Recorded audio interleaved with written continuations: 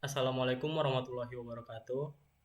Perkenalkan, nama saya Fatir Adli Ahmad Arifki dengan NIM 2211101033. Di sini saya akan mempresentasikan makalah yang berjudul Kasus PT Indofood dalam penggunaan zat metil parahidroksibenzoat dan benzoic acid pada produk Indomie di Taiwan.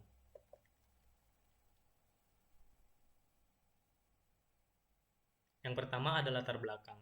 PT Indofood Sukses Makmur Tbk adalah perusahaan besar di Indonesia yang terkenal dengan produk mie instan Indomie. Pada tahun 1990-an, perusahaan ini mendominasi pasar mie instan di seluruh Indonesia dengan menggunakan bahan baku berkualitas dari berbagai daerah di dalam dan luar negeri. Namun, ketika mencoba memasarkan Indomie ke luar negeri, perusahaan menghadapi masalah di Taiwan. Pada tanggal 7 Oktober 2010, pihak berwenang Taiwan mengumumkan bahwa Indomie yang dijual di negara itu mengandung dua bahan pengawet yang dilarang, yaitu natrium benzoat dan metil p-hidroksibenzoat, yang seharusnya kedua zat tersebut hanya digunakan dalam kosmetik.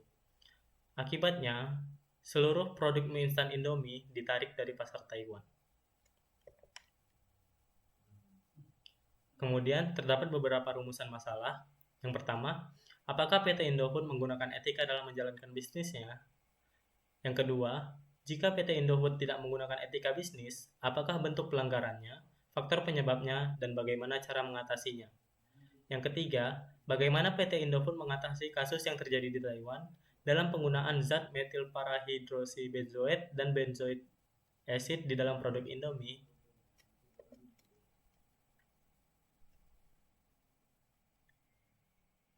Kasus Indomie yang terjadi di Taiwan. Indomie, merek mie instan terkenal dari Indonesia, dilarang beredar di Taiwan karena mengandung zat berbahaya, yaitu metil parahidroksibenzoat dan benzoic acid. Produk ini ditarik dari pasaran Taiwan dan dua supermarket di Hong Kong. BPOM tidak BPOM membenarkan adanya zat berbahaya tersebut, tetapi kadar dalam Indomie masih dalam batas aman. Kasus ini memicu perhatian anggota DPR dan Komisi 9 yang akan memanggil kepala BPOM. Indonesia mengikuti standar internasional, sementara Taiwan memiliki standar yang berbeda. Jadi, kasus yang terjadi di Taiwan merupakan perbedaan antara standar yang ada di Taiwan dengan standar yang di Indonesia.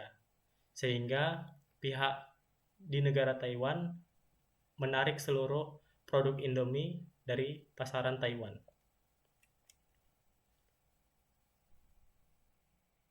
Kemudian penyebab dan solusi terjadinya kasus Indomie di Taiwan. Indomie, mie instan dari Indonesia, memiliki harga yang lebih murah dan berbagai varian rasa yang menarik. Produk ini diminati oleh banyak orang, termasuk TKI atau W asal Indonesia.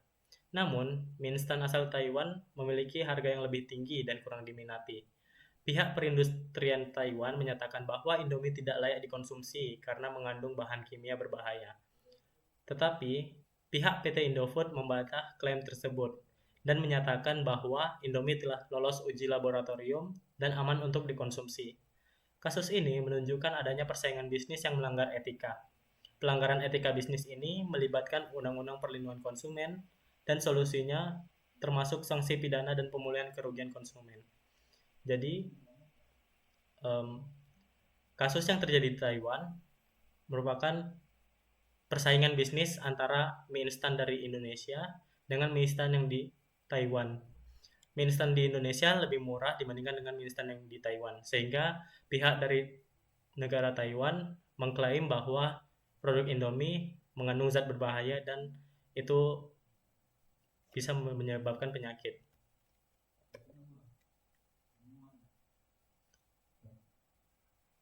Kemudian terdapat kesimpulan, Indomie mie instan dari Indonesia menghadapi larangan beredar di Taiwan karena dianggap mengandung bahan pengawet yang berbahaya.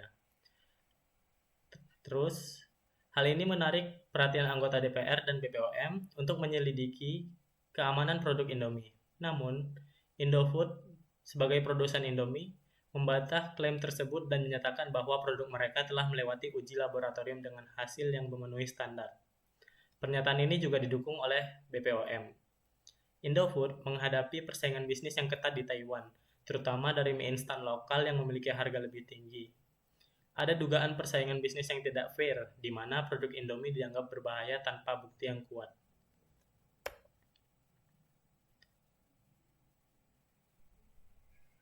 Yang terakhir, terdapat saran. Dalam menghadapi kasus larangan beredarnya Indomie di Taiwan, diperlukan peningkatan kerjasama antar pemerintah Indonesia dan Taiwan dalam pengawasan keamanan pangan. Gunanya, untuk mencapai pemahaman bersama tentang standar yang berlaku. Pihak Indofood juga perlu memberikan informasi laboratorium yang jelas dan terverifikasi untuk membuktikan bahwa keamanan produk Indomie kepada publik. Selain itu, edukasi kepada konsumen di Taiwan perihal keamanan dan kualitas Indomie juga penting untuk membangun kepercayaan. Di sisi lain, pemerintah Taiwan sebaiknya melakukan penyelidikan menyeluruh sebelum mengambil keputusan larangan terhadap produk tersebut. Dan terakhir, disarankan untuk mengadakan dialog antara pemerintah dan produsen Indomie guna untuk mencari solusi yang paling menguntungkan dan membangun hubungan yang baik. Berikut adalah daftar pustaka atau sumber referensi yang saya ambil. Sekian presentasi dari saya, kurang lebihnya mohon maaf. Wassalamualaikum warahmatullahi wabarakatuh.